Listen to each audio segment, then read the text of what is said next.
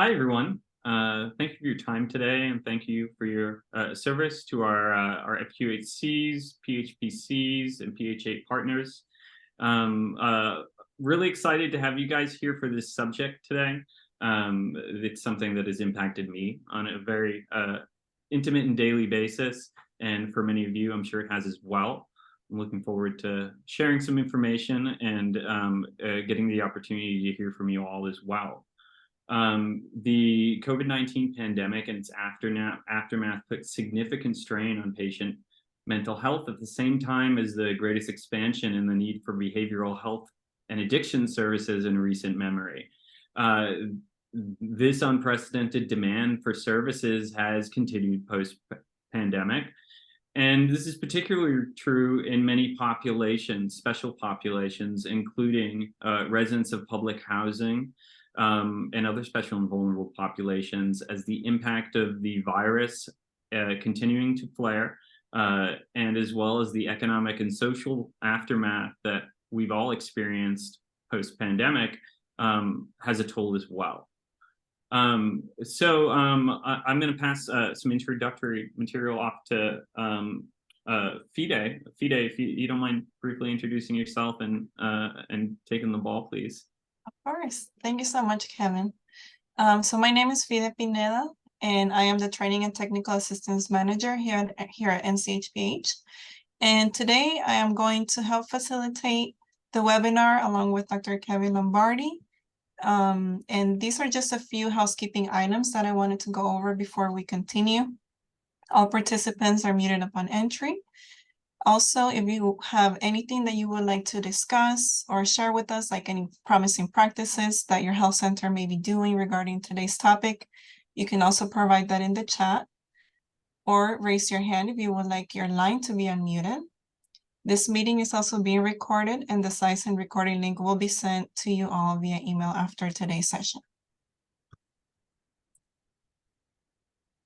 So here we have some information about the National Center for Health in Public Housing. The mission of NCHPH is to strengthen the capacity of public housing primary care grantees and other health center grantees by providing training and a range of technical assistance. NCHPH is a project supported by the Health Resources and Services Administration and is also a national training and technical assistance partner that is 100% financed by this grant. The information presented today are those of the author only. All right, and I'm going to pass it on to Dr. Kevin Lombardi, who will be giving his introduction. Hi, everyone. If you don't mind, Fide, before we get started, I'd love to hear about our participants and where they come from. If y'all don't mind taking a moment and just popping in who you are, where you are, what organization you represent, and some information about yourself that you'd like to share. If we could just take 30 seconds to do that.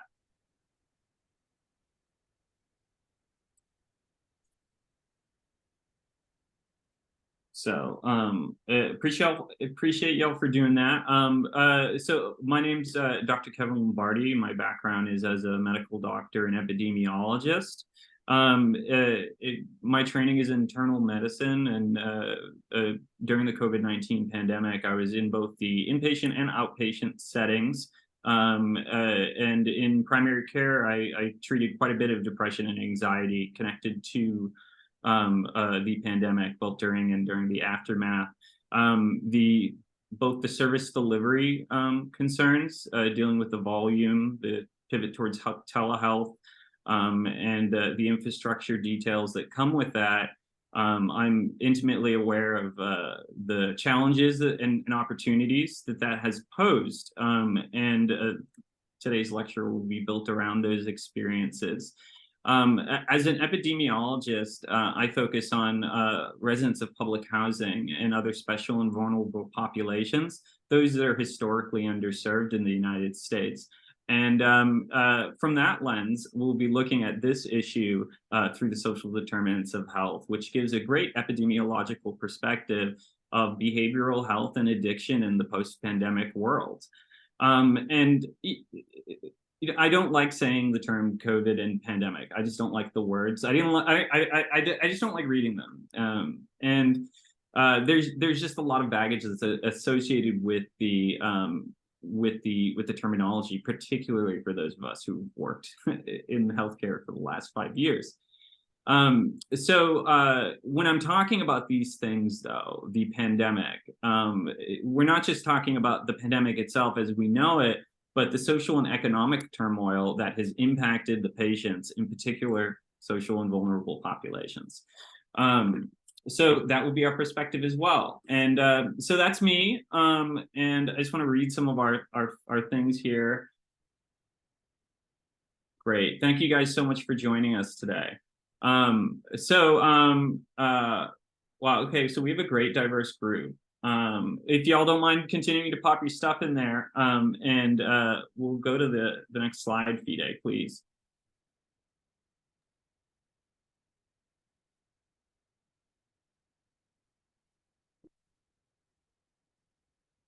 Okay. All right, so here we have some background information about health centers that are close to public housing. So this data, this is based on the most recent UDS data provided by HRSA. In 2022, there were 1.3 million federally qualified health centers that served to 30.5 million patients. 483 of those FQHCs were in or immediately accessible to public housing that served to 6.1 million patients, and 107 public housing primary care grantees served to over 930,000 patients in 2022. And here we can see a visual about those health centers that are in or immediately accessible to public housing. And you can also access this map, this interactive map, on our website at nchph.org.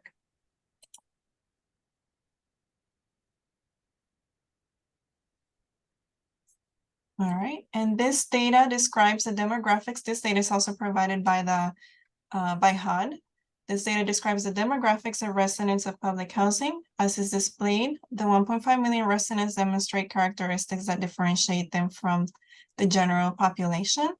For example, residents of public housing are approximately 2 times more likely to be African American, 1.5 times more likely to be Latinx, and 1.5 times more likely to be children as well. Residents of public housing are also disproportionately from households that are low income and female-headed households. And now I will pass it on to Kevin Lombardi. Thanks, Fide. Appreciate the introduction and the info. So just to review some basics of our training and technical approach model for this session.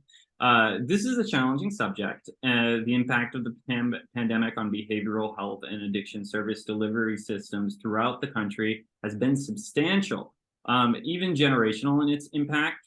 And this coming at a time when these services are increasingly in demand by the general public is an extra layer of complexity. And mix that with the structural issues, including unpredictable funding sources, as well as workforce burnout and retention issues. It makes this a very complex subject. I've done my best to focus on things that are the most high yield for our diverse audience. But the discussion questions we'll be going over is a big part of that. Participants are asked to please write or type when we have a discussion question, and to put their response in the chat. We'll then ask for folks to share with us and engage in discussion together. One of the benefits of these sessions is that participants include a range of clinical and non-clinical professionals from FQHCs, PHPCs, PHAs, partner organizations around the country. And the sharing of those experiences is an important part of both our own therapeutic process, but also understanding and dedicating ourselves to these issues as they're unfolding. So I appreciate you all for your participation, and I'm looking forward to hearing your insights and experiences. Next, please. So you'll receive a copy of this presentation via email. This document is designed to act as a consulting document, as a resource for you to have access to resources and information. Links are at the bottom of the page. There are downloads to papers, resources, tools, screenings, and so forth. Feel free to distribute widely and as you feel fit to help your institution colleagues. Here are the details on that. Next page, please. And just our session content. We'll be discussing the impact of COVID-19 pandemic on behavioral health and addiction treatment, review the practice recommendations aimed at improving the quality and quantity of patient visits in addiction and behavioral health, and present behavioral health and addiction through the lens of the social determinants of health. Next slide, please. This is a link to the WHO conceptual framework, which is the academic framework that the SDOH is based on, for those of you who are interested in more information. Next, please. And the social determinants of health. For residents of public housing, there are a number of drivers pushing the need for behavioral health services and exacerbating the need for those services. In this webinar, we review research that gives insight into the structural and emotional reality that is experienced by residents of public housing, and they will be through the lens of the social determinants of health. For those of you who want more information and resources on it, bottom left of the page.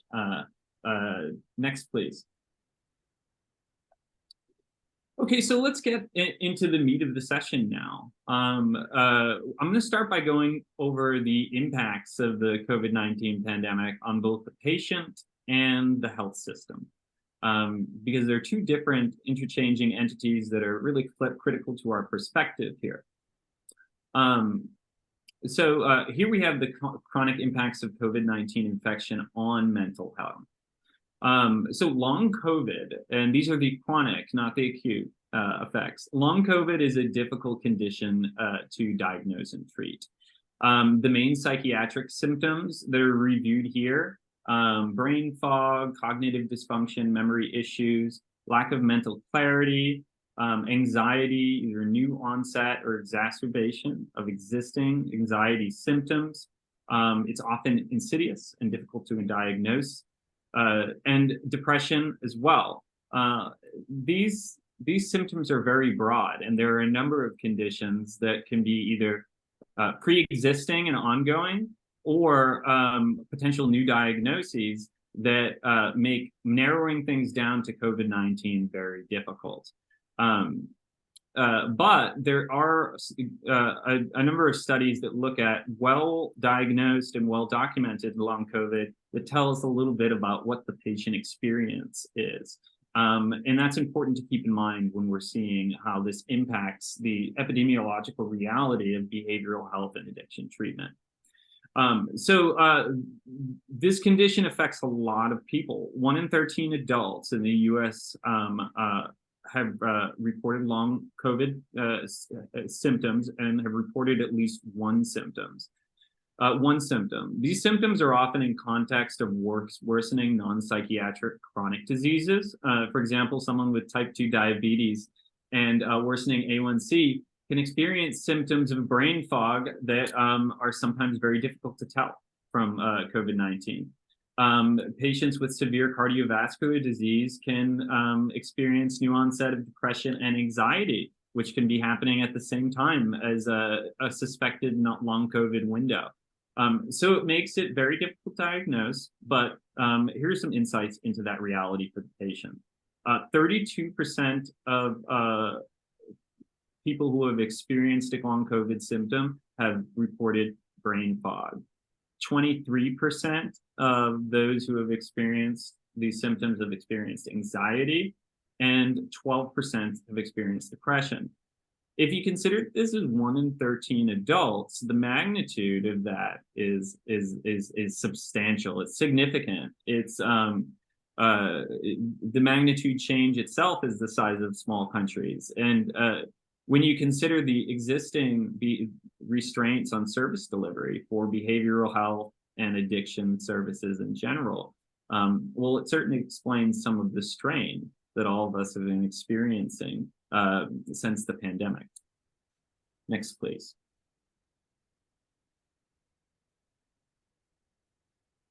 Now, to take the opposite perspective and to examine the impact of the COVID-19 pandemic on service delivery, and this is the impact on the medical system.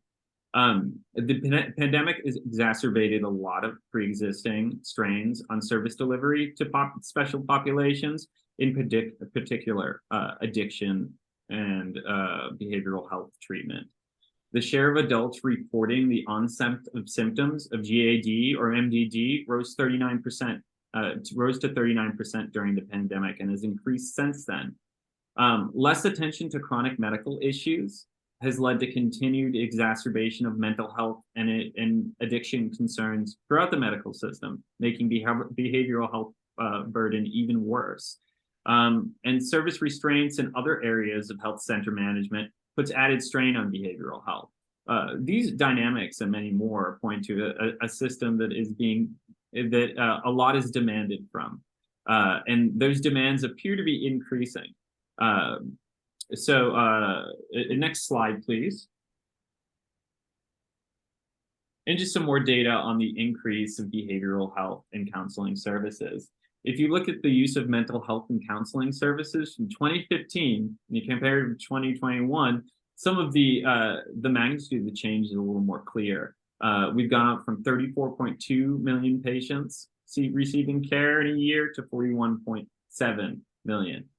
That's a significant increase, and there is a whole chain of command and a industrial chain of service providers that has been needed to be created and adapted to meet that. Next, please. For additional impact on the impact of COVID-19 on mental health and the daily life of adults, I'd recommend this resource as a good read that goes over the experience in detail, including and particularly those of special populations. Next, please. And some more details on that as well. And we'll go to the next slide. Okay, so we're going to transition from lecture for a second and review a case study. I'm going to review the case. Well, I'll ask FIDE to review the case study, and then we'll have a couple of short discussion questions that sort of elicit at learning objectives. So, FIDE, do you mind reading this, please? No, not at all. So for our first case study, my apologies on that. For our first case study, Mr. Diaz is a 54-year-old woman with a history of substance use disorder, has type 2 diabetes and hypertension that arrives at his PCP for his first wellness visit since 2020. Mr. Diaz sees an intake nurse who performs and checks his vitals, has labs drawn and performs on an SDOH screen as part of facility standard intake procedure, and his results reveal the following. And the BP would be 164/92, HR is 78, and RR is 18. Results from his last visit in 2020 reveal the following.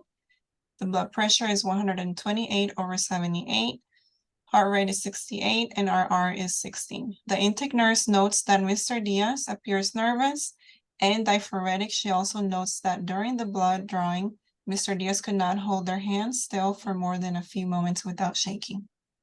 You know, I mixed the pronouns up on this a little bit. This is a gentleman. This is Mr. Diaz. Excuse me. Thanks for pointing that out. Okay. And here are the results of the SDOH screener, the first page. This is per standard facility protocol. All right. It's filled out by the patient. And the next, please. Additional SDOH screeners. This is based on the WellRx tool. Great. Okay, so let's leverage the diversity of this audience. And the first questions: what sort of clinical support would this patient benefit from? And if something does not apply to your subject matter knowledge and responsibilities, feel free to pick one, by the way. And what types of programmatic support would be used at your facility to support this patient, and that's the SDOH support.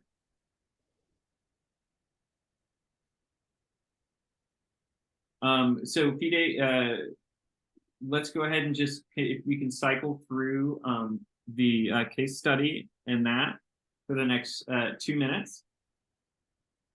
And I'm going to ask you all, please, to just take a moment. Please type or write a response, and if you could put it in the chat for us. Thank you. And I'm going to start a timer for 2 minutes, starting now.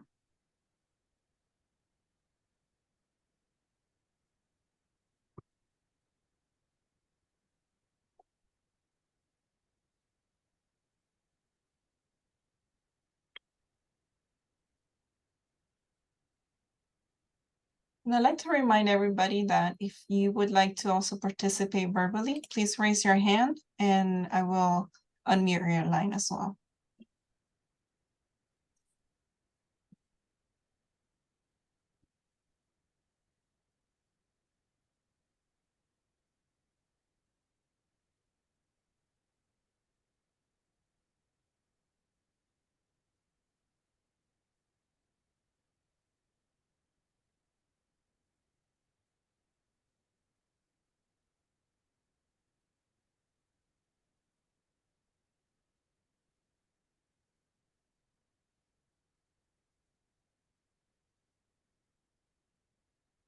And Fide, if you could hover over the questions again.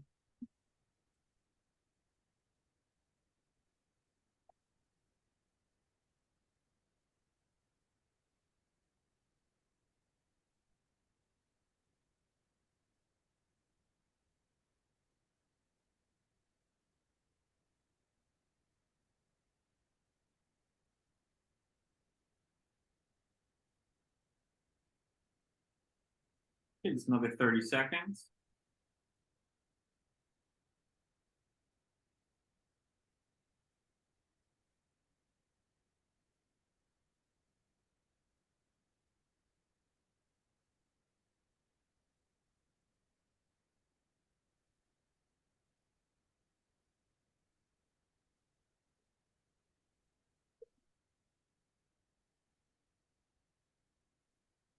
Yeah, Fide, if we could just go over the screen, the SDOH screen, one more time, because there's some comments about it.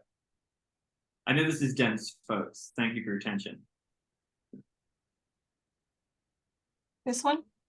Yeah, no, the SDOH screen, the next slide. Okay, this one. This is what the patient's reporting. And next slide, please.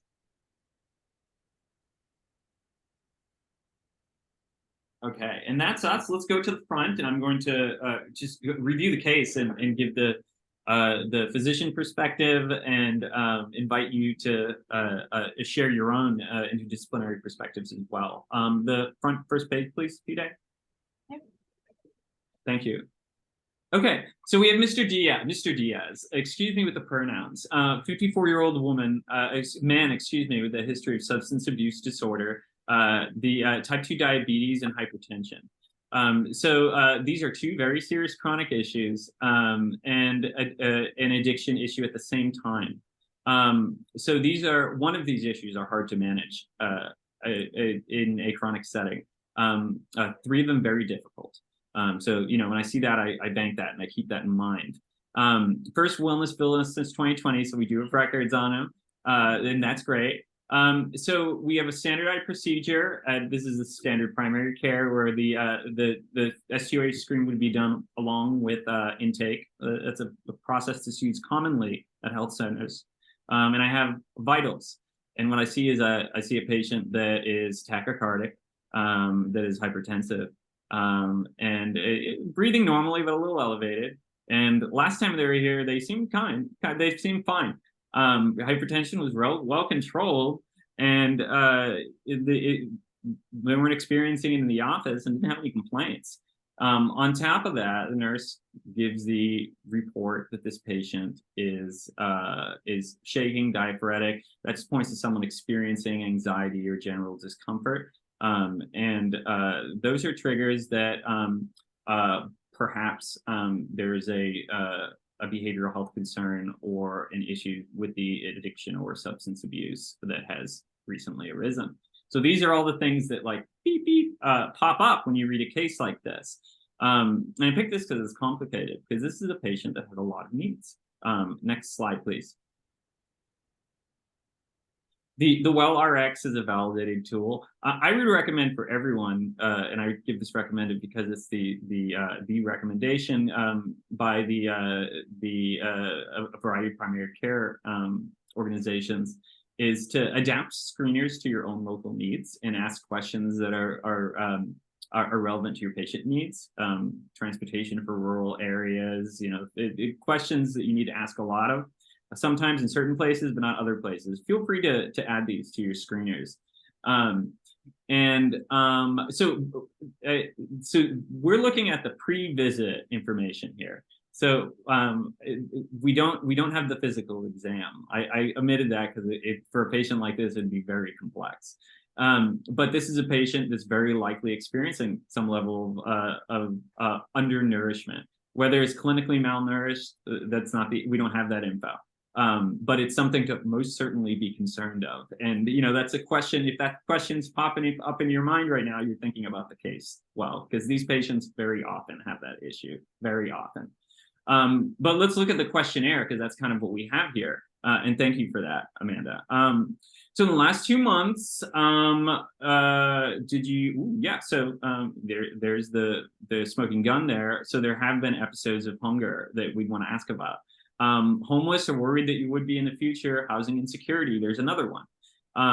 If you had a PHPC and you have a patient that comes in and has addiction issues, that's a potential issue for them because they can lose their housing. Issues with utilities. This is a person under a great deal of psychosocial stress, is what this SDOH screener tells me as a physician.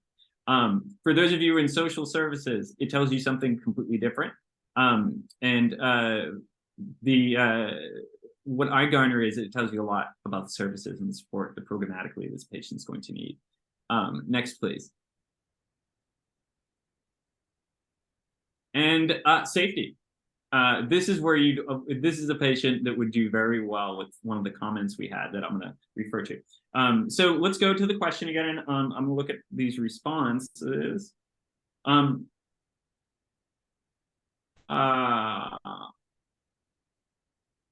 Yeah. Okay. So Camille, could you expand on this? You were concerned because the patient appears to feel unsafe.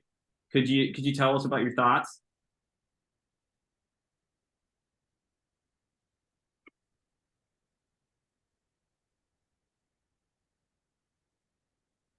Sure. Can you all hear me?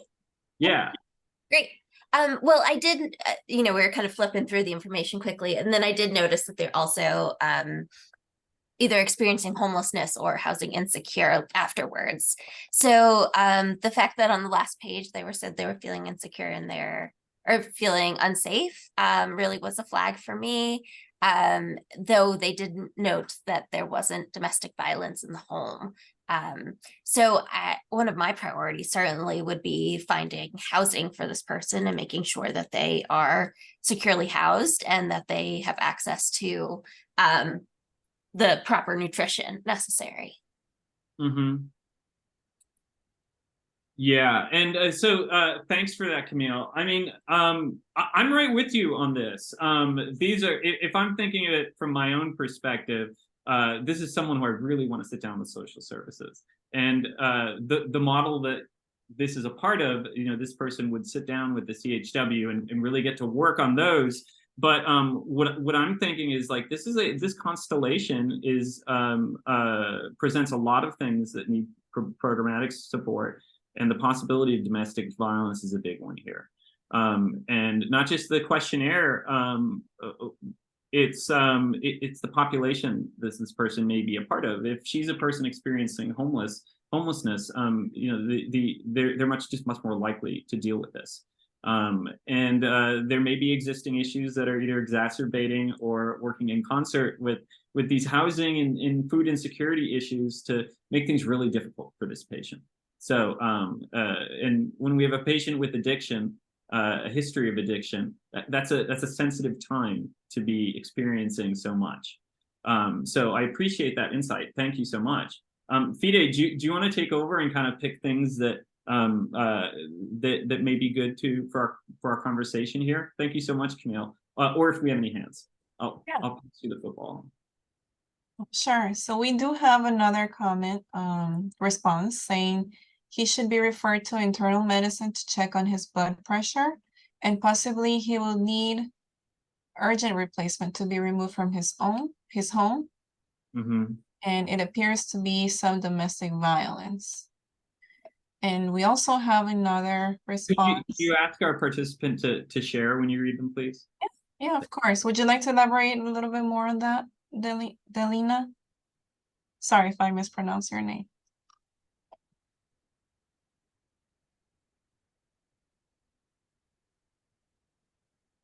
I am muted your line also, just in case. Hi, Delina. Thanks for joining us. Could you let us know your thoughts on this one? Oh, can you hear me? Yes. Yeah. Oh, okay, because I was looking for the speaker. Yeah, so I was gonna say what a lot of domestic violence, people never really admit it. So I would kind of like still check into that as well. You know, they don't never say what's going on. Mm-hmm. So I would say domestic violence, and just growing up seeing people who were abused, that's when the shaking comes in outside of drug use. But I know I had an aunt that was in a domestic violence situation, and she had very bad nerves. So that would trigger me to feel like he may have been, or suffering from domestic violence. Yeah. Well, so thank you for sharing. So I like that you pick up on these things because these are the things that pop up to me really prominently as well, and they're important because they affect the patient experience so intimately and so deeply. With domestic violence, there is that added complexity that even on a questionnaire, you can't. If someone's experiencing domestic violence, it's very difficult to make them feel safe. You can have them in Fort Knox and they could still feel unsafe because of just the realities of living through that. And getting them to fill out screeners in a way that reflects their reality can be a challenge sometimes, even in your health center. And it's just one of the details about that life that is challenging. So when you have something like this and even someone says that they're not experiencing, or a screener is a no, lightly addressing it clinically is always a good idea. Always a good idea. That's one of those things that will pay off if you do it and you integrate it into practice. Yeah, I think so. If we could pick, so thank you so much for did you have anything else to add, Glenn? Nope. And I'm sorry about that. I'm a English major, so I noticed so many typos. So I want to when I saw that, so it's not a problem. Can you get onto my team? Okay. Thank you so much.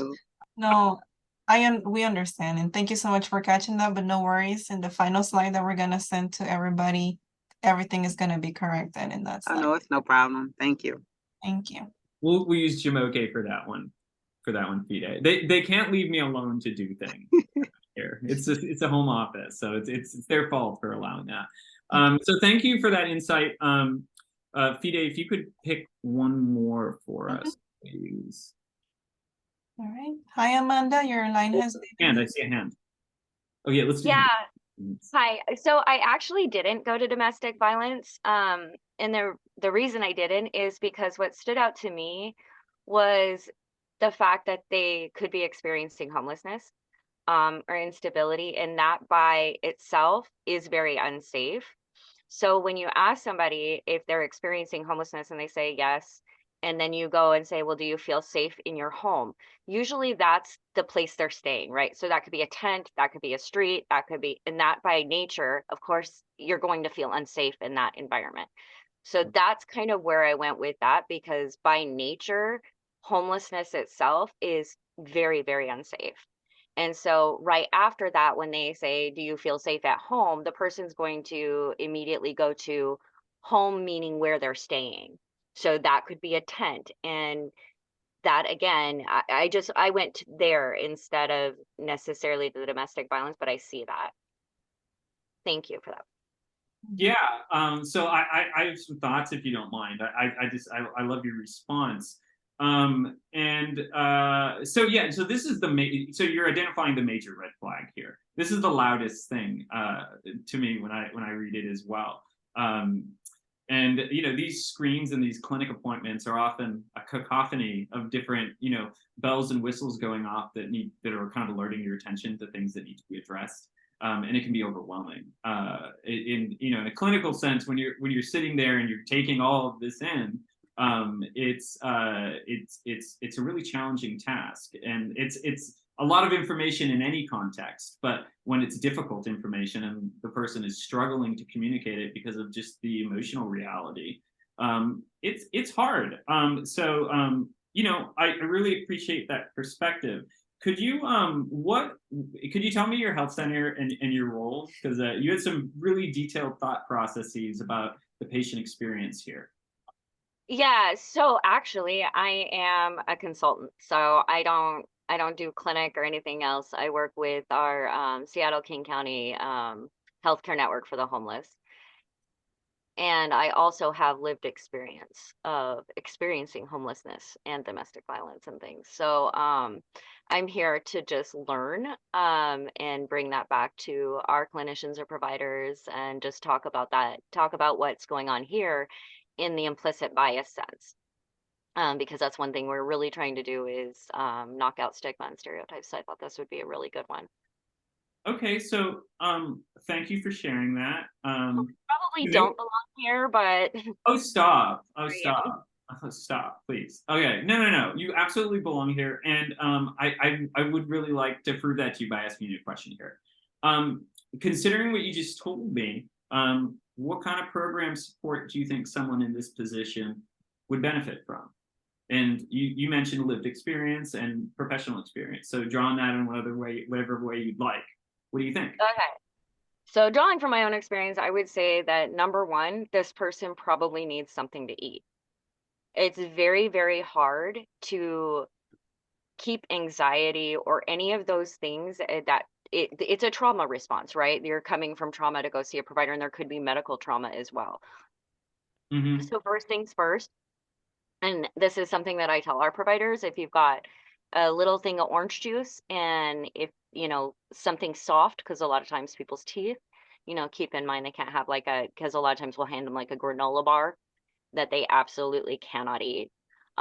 Just because that's what happens when you're out there.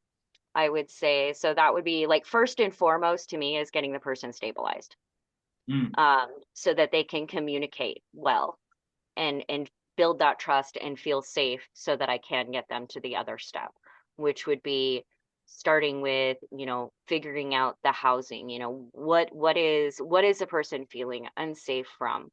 Is it the nature of the situation they're in? Because it is highly dangerous. We have people dying all the time, and we know that it ages people quite quickly.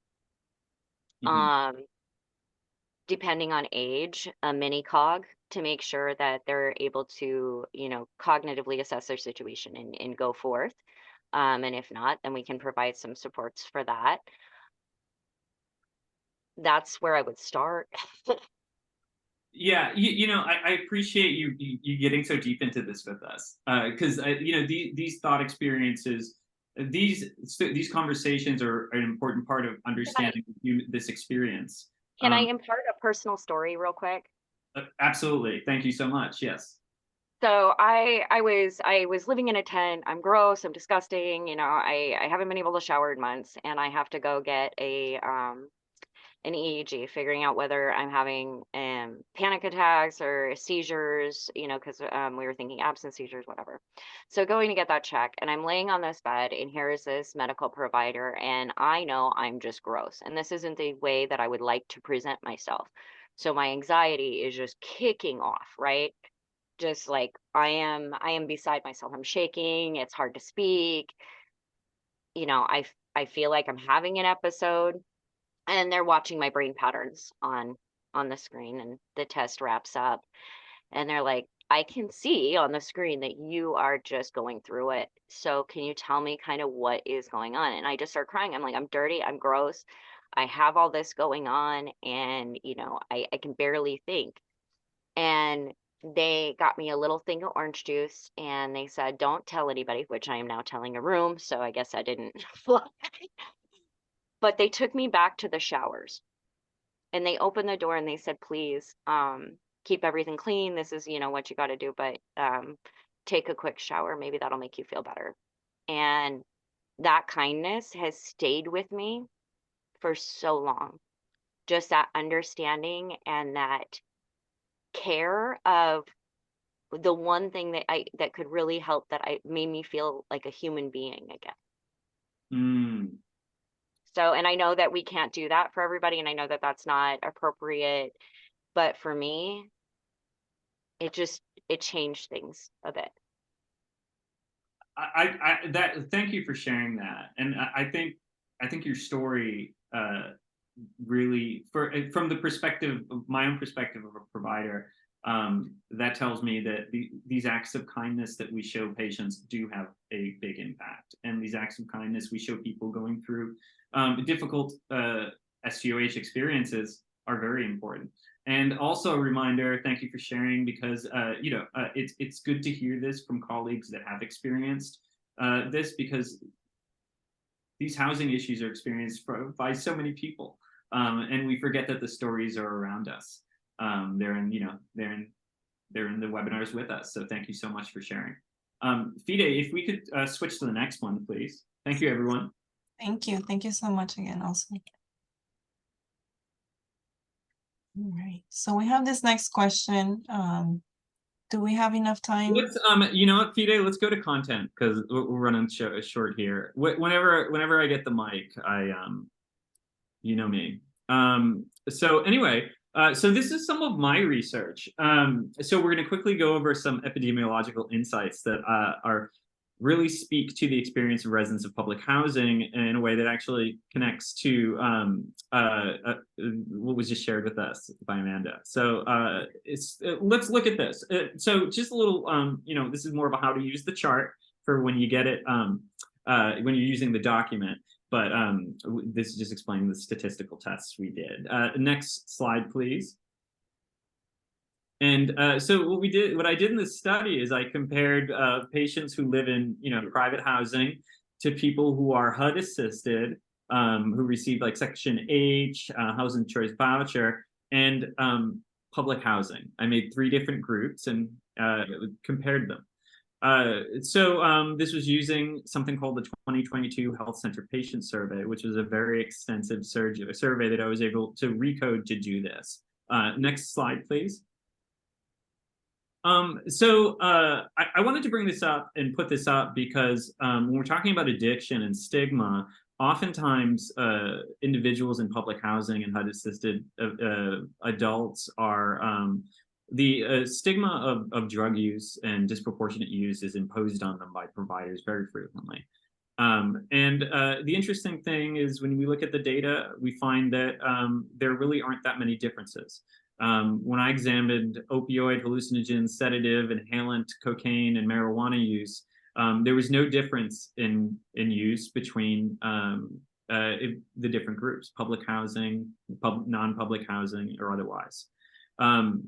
But as a practice recommendation, it looks like at FQHCs, few individuals living in public housing report that they've discussed alcohol with their provider in the last year. This is 2022 data. So for those of you who are involved in screening or process improvement at your facility, take a quick look at how the alcohol questionnaire is put into your protocols and ensure that your providers are doing it, because it's a question that also often falls to the wayside, as this data and my experience has shown. Next, please.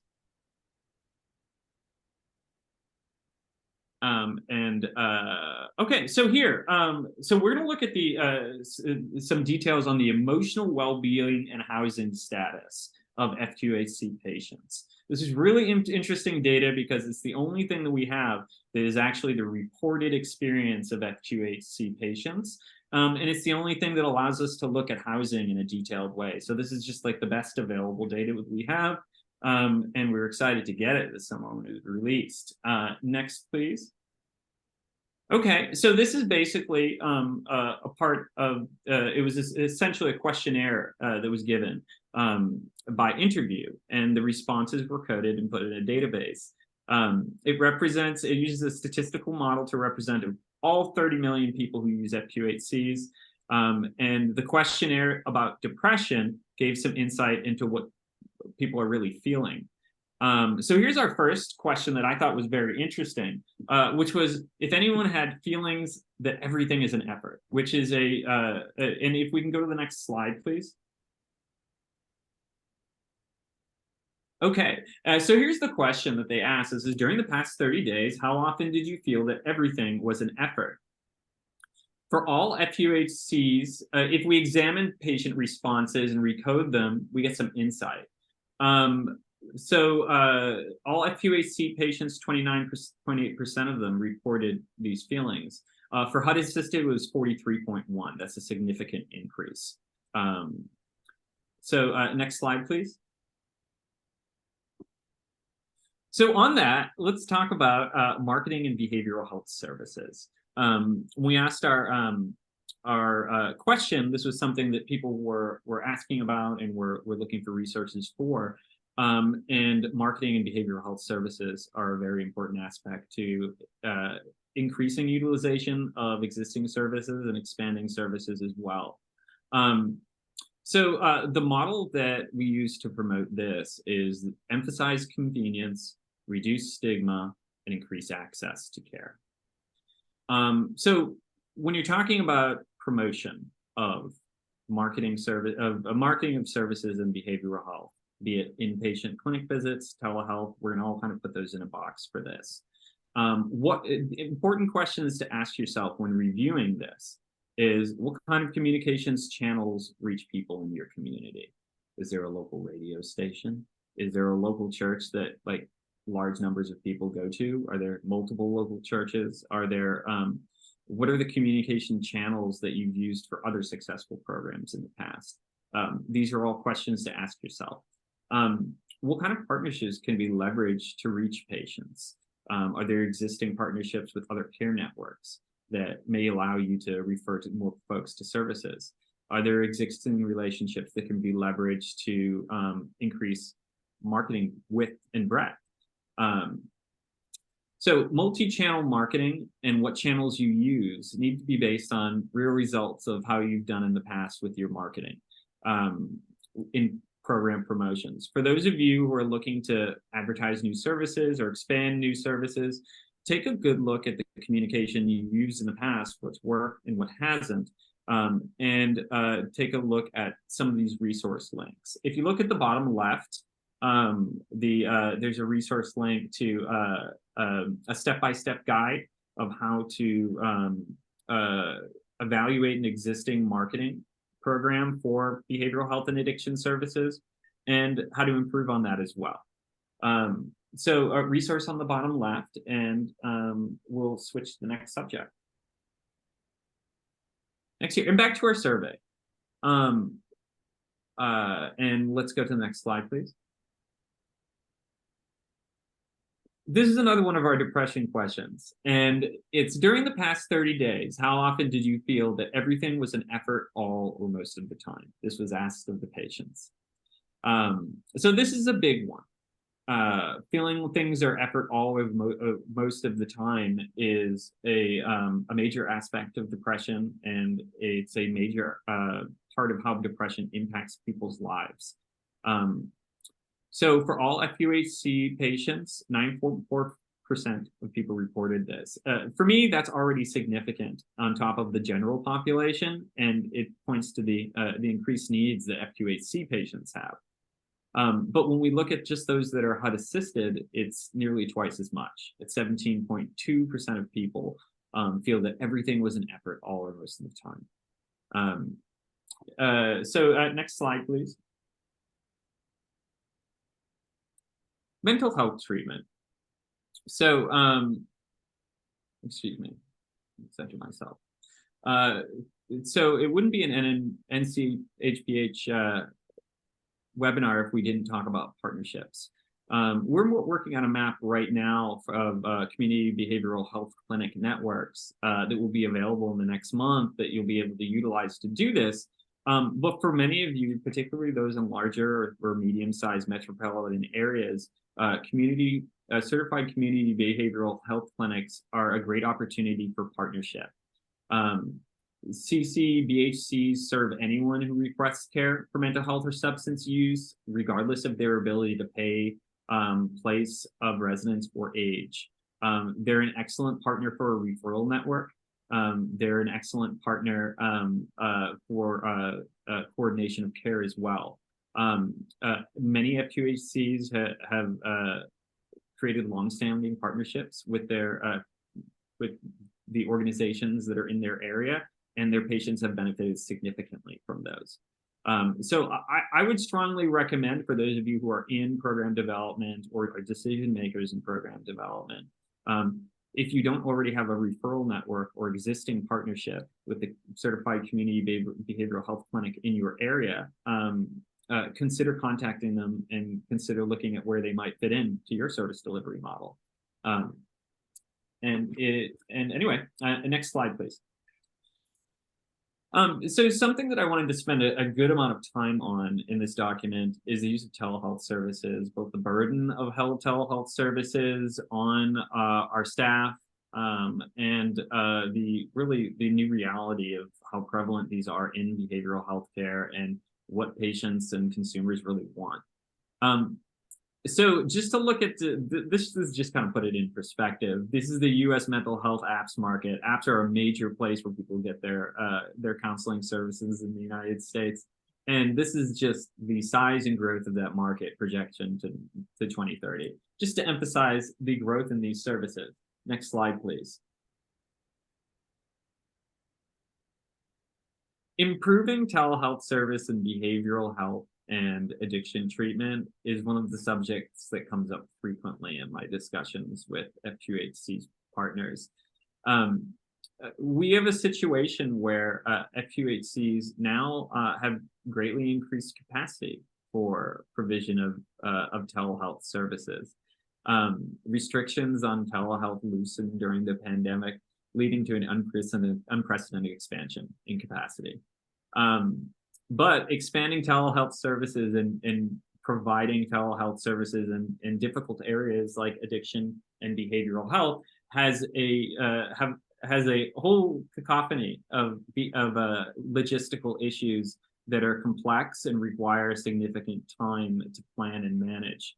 The link to the resource on this page is the HHS telehealth guide that goes through a step-by-step guide of how to evaluate and expand telehealth for behavioral health. I think it's a really well written and data-driven guide, and I'll be drawing from it heavily in the next few slides.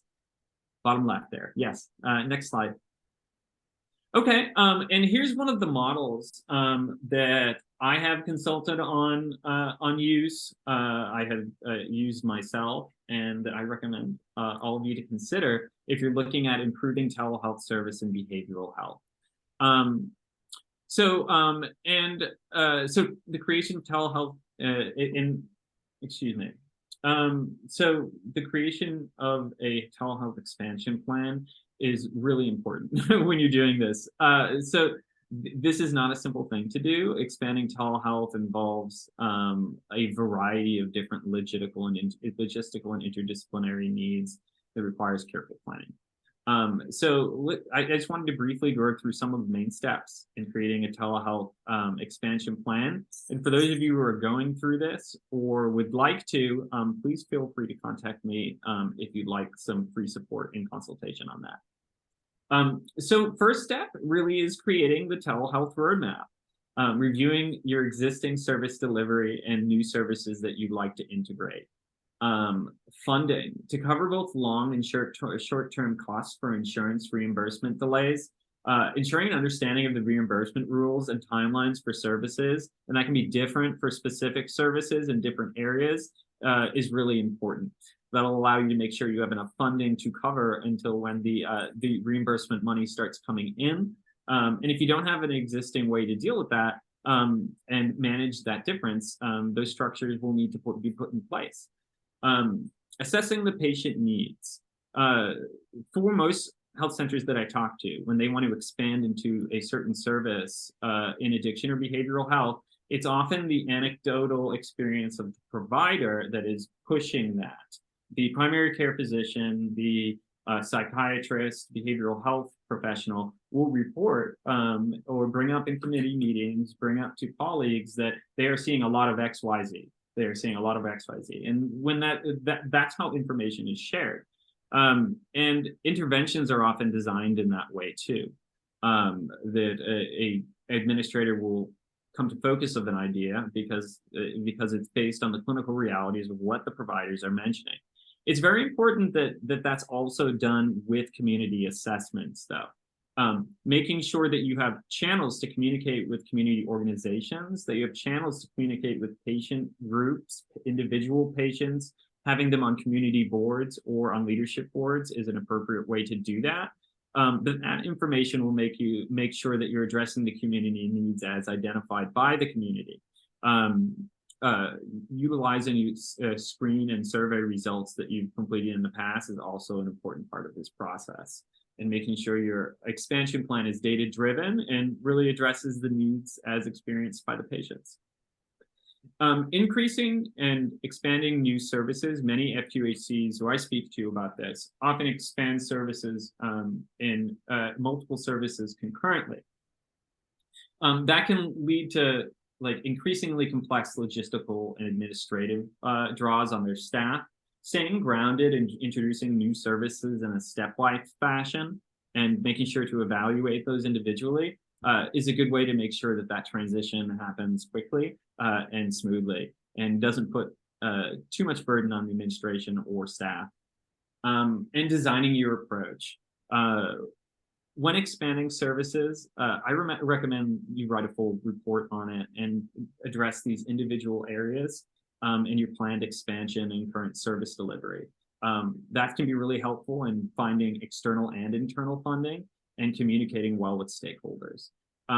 So for those of you going through or would like to go through that process, if you follow the link to the bottom line in the bottom left, it goes through those steps in more details. And feel free to contact me if you are interested in jumping into that process. Next slide, please. And oh, it's getting close. I know. I'm sorry. yeah, just to pause over here real quick. I know we're almost at the hour. Yeah, you can take it, Peter, and then just pass it to me at the end, okay? Okay. We just have a few more minutes. I think we do have a few more slides to go over. You're more than welcome to stay until we finish, which is not gonna take that long, but maybe for like an additional 5 more minutes. Otherwise, thank you so much for joining us today. And at the end, once you log out from the Zoom meeting, there is a post-evaluation survey that we would really appreciate for you to fill out and let us know your feedback. Okay, no, can continue. Okay, so hey, so this is a big subject and there's just a lot in this slide deck I wasn't able to get to.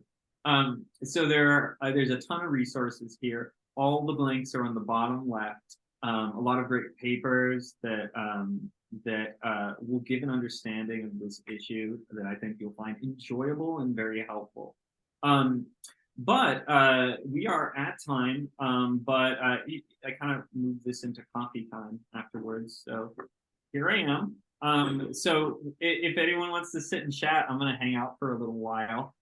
So we'll take questions if anyone has a hand to raise or a comment, and otherwise I will just be here shooting the breeze on the topic. Feel free to join me.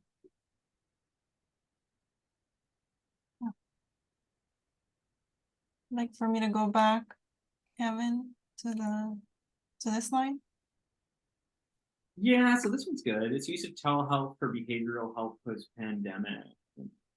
Consideration for payers and employers. Yeah, no, it goes over some really important data on like the incentives for telehealth and for different for these different groups. It really gives a good understanding of what the changes are happening, how the changes are happening as they're happening, as far as like payers and then went over.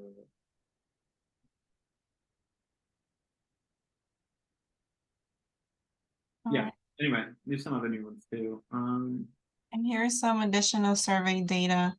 This you could review once we send the slides, and also you can also send us your questions via email.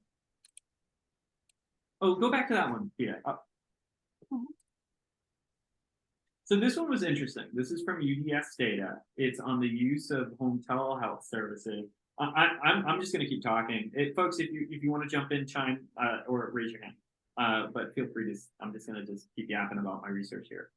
Use of home telehealth services at FQHCs and PHPC locations. So I took the UDS data and I looked at all different health telehealth visits, what the categories of what they did for, and looked at FQHCs and the PHPCs and how many of them were giving the services. So, no surprise here with mental health and substance use disorder, right? 95% of PHPCs are using telehealth for mental health, and 71% are using it for substance use disorder. Where I think the primary area where we can improve on is increasing the number of FQHCs that are doing substance use disorder. And I think that's mostly issues of finding the providers with licenses that can do it via telehealth. There may be some individual state-by-state issues as well, but those I don't know about. Next one, please. Yeah, so these are the DATA providers, and the MAT providers are the next slide. Yeah, they are the providers who can provide prescribed therapy, medical therapy, controlled substances for substance use disorders. And this is the average number that they have at each FQHC and each PHPC. And what we find is PHPCs have on average 3 more. And this just speaks to the volume of how much more of this work that the PHPCs do. They do quite a bit of addiction work, and they do quite a bit on substance use disorder, methadone clinics. That's a bigger part of their pie than general FQHCs. And the average number of patients, like you can see that, an average 200 per year are receiving MAT therapy at PHPC. So that's a very large group of people actively receiving therapy. If you think of all the logistics behind that, of managing them, networking them to care, giving them SDOH support, just those 200 patients are, they are a significant portion of the workflow at that organization. And so, managing telehealth, in general is like an efficiency machine, right? You put telehealth into a circumstance, people put telehealth into a clinical situation because they want to improve the efficiency of service delivery. From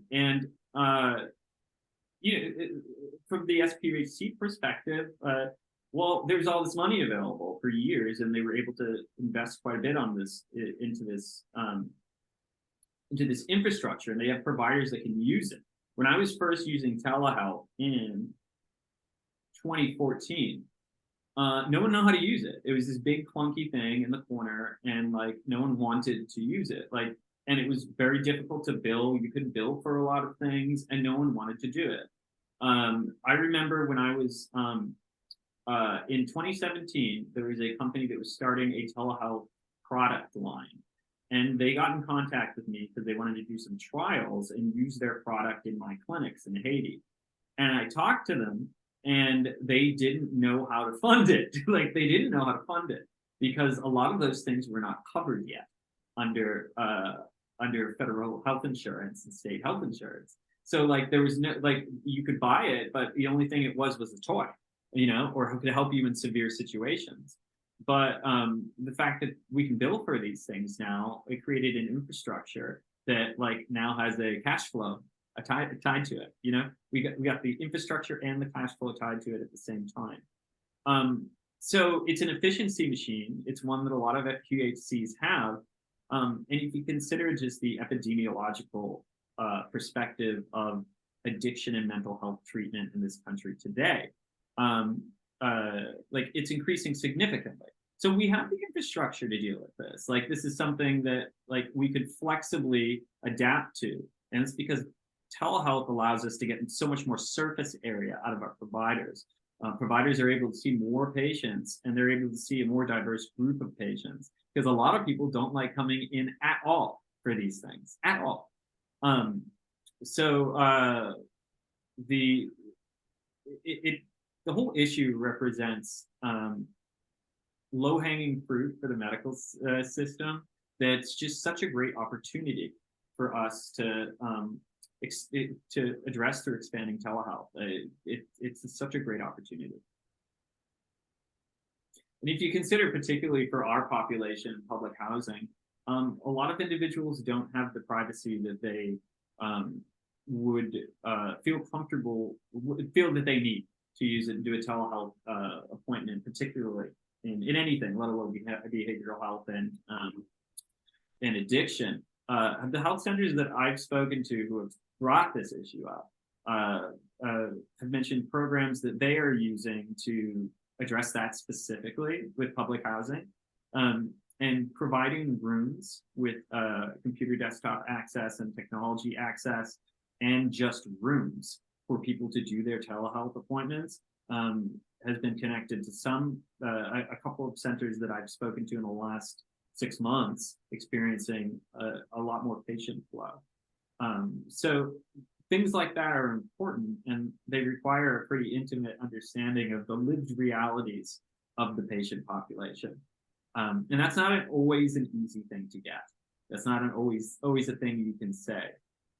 You can get just by seeing patients in clinic. So my thoughts on that. I think that's all of it, right? Yep, that is it. Thank you so much, everybody, for joining us today. Again, if you would like to continue with this conversation, you can also email us your questions or any responses that you have regarding some of the topics that we covered today. Here is our contact information. You can contact Kevin Lombardi at kevin.lombardi@namgt.com or me at fide@namgt.com. Thank you so much again, and we'll talk. I love random emails, guys. If this is a subject that you're interested in, let's share resources. Yep.